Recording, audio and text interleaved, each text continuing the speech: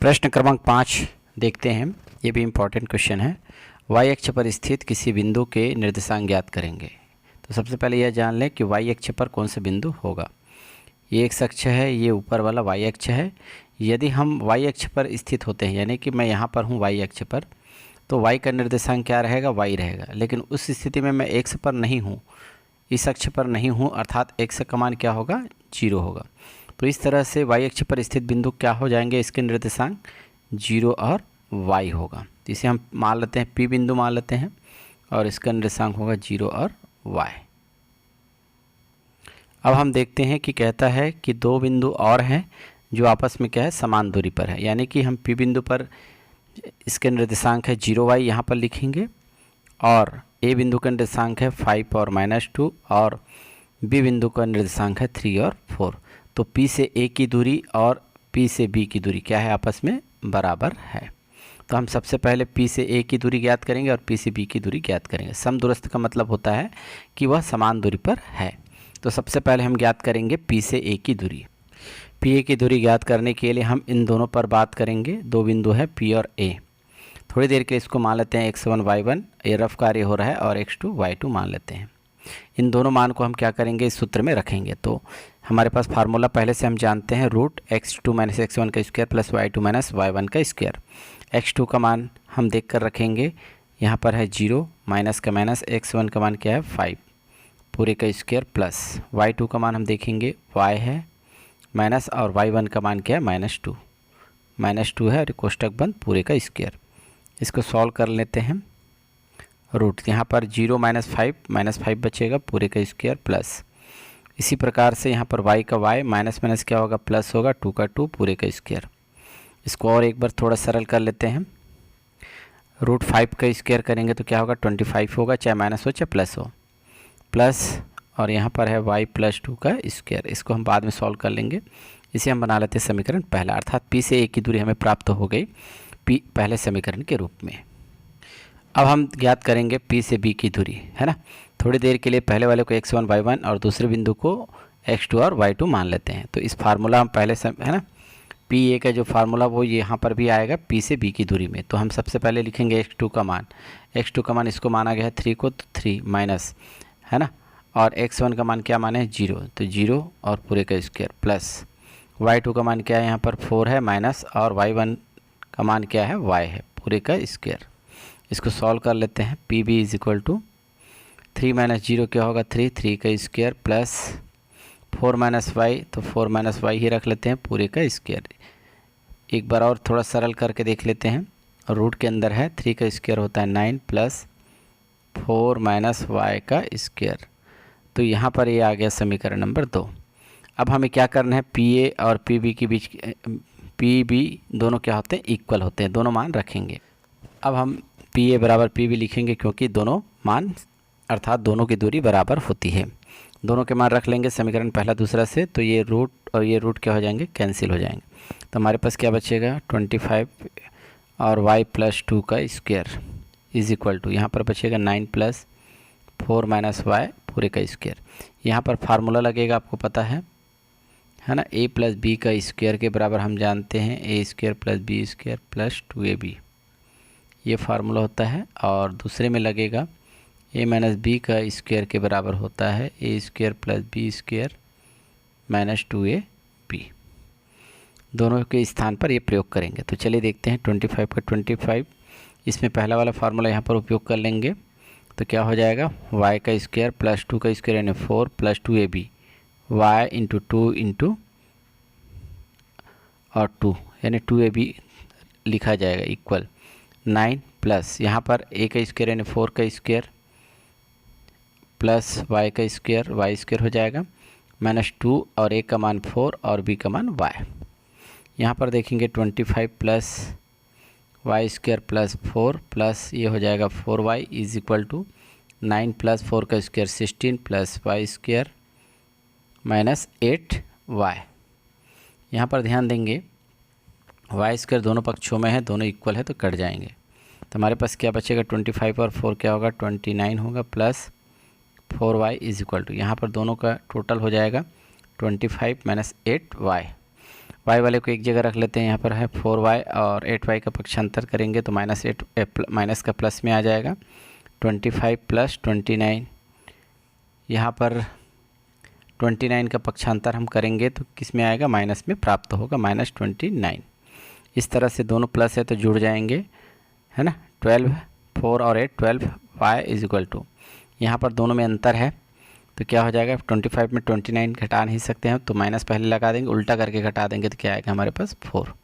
इस तरह से यहाँ पर आप देख पा रहे हैं कि हमें y का मान प्राप्त करना है तो इसके लिए 12 को पक्षांतर के रूप में ले जाना पड़ेगा, -4/12। इस तरह से y is equal to cancel करेंगे तो -1/3 आएगा।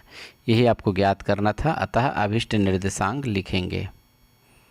अभिष्ट निर्देशांक हमें ज्ञात करना था 0y, तो 0 का 0 और y के स्थान पर -1/3 है। यही आपका आंसर होगा। इस तरह से आप क्वेश्चन को बना सकते हैं। चलिए अगला प्रश्न देखते हैं, प्रश्न नंबर 6। इसमें भी इसी तरह का एक प्रश्न है, ध्यान देंगे। x और y में एक संबंध ज्ञात करना है, लेकिन दो बिंदु दिए गए हैं यहाँ पर, है ना। एक बिंदु है x y कैसा है, जो दो बिंदु है 7, 1 और 3, 5 से क्या है, समान दूरी पर है। तो यहाँ पर बिंदु मान लेते हैं, इसका निर्देश है ना P बिंदु मान लेते हैं और इसका निर्देशांक क्या मान लेते हैं, x y, यहाँ पर जैसे दिखाया गया है। और दो बिंदु है 7, 1 और दूसरा बिंदु है 3, 5 और इससे P बिंदु क्या है, समान दूरी पर है। तो यहाँ पर x y में एक संबंध यानी कि एक संबंध रिलेशन हमको प्राप्त होगा। तो कैसे ज्ञात करेंगे, यहाँ पर A से P के बीच की दूरी ज्ञात करेंगे और P से B के बीच की दूरी, और दोनों क्या होंगे, इक्वल।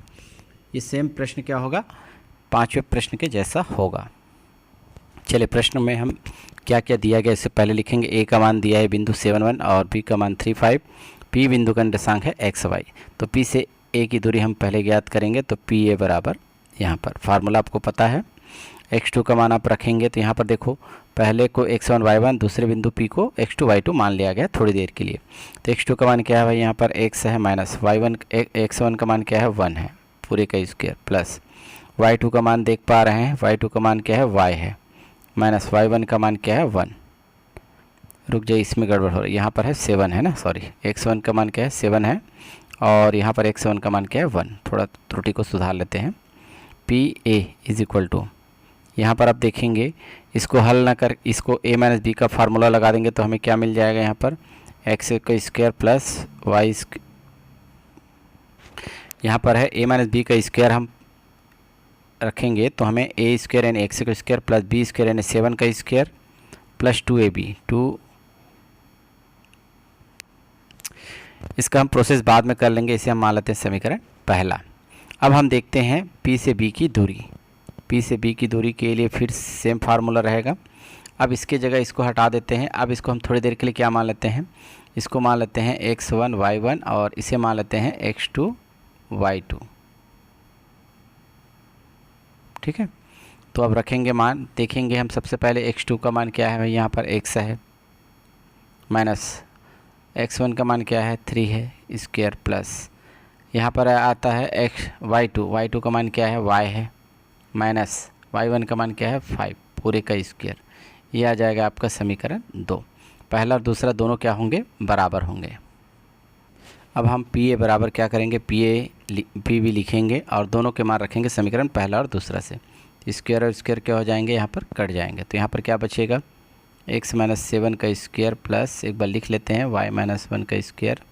इसी प्रकार यहाँ पर बचेगा x माइनस 3 का स्क्वायर प्लस y माइनस 5 का स्क्वायर। सारे में एक ही फार्मूला लगेगा, a माइनस बी का स्क्वायर, साइड में इसको लिखेंगे बराबर a square plus b square minus 2ab।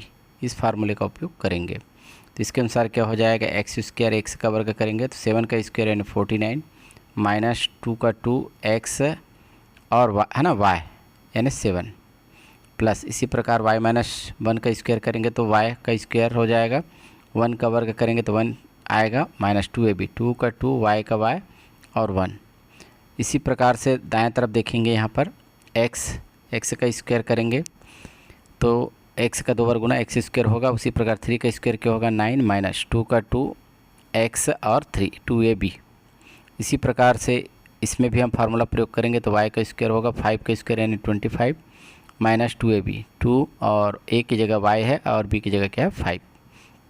सारे मान आ गए। अब इसमें कुछ संशोधन हम काट सकते हैं। देखें एक्स स्क्वायर दोनों पक्षों में धनात्मक है, वाई स्क्वायर और वाई स्क्वायर क्या है दोनों पक्षों में धनात्मक है। तो ये कट जाएंगे तो हमारे पास क्या बचेगा, थोड़ा सरल कर लेते हैं। 49 माइनस इसका गुना करेंगे 2 इंटू 7 14x, फिर यहाँ पर बचा है +1 माइनस 2y होगा, इसका गुना इक्वल ये y है।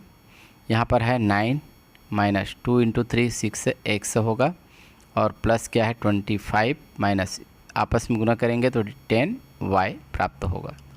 यहाँ पर देखें 49 और ये 1 प्लस में है तो क्या होगा 50 हो जाएगा, और माइनस 14x और माइनस 2y इक्वल 9 और 25 कितना हो जाएगा हमारे पास, देख पा रहे हैं 34, प्लस में है तो माइनस 6x और माइनस 10y।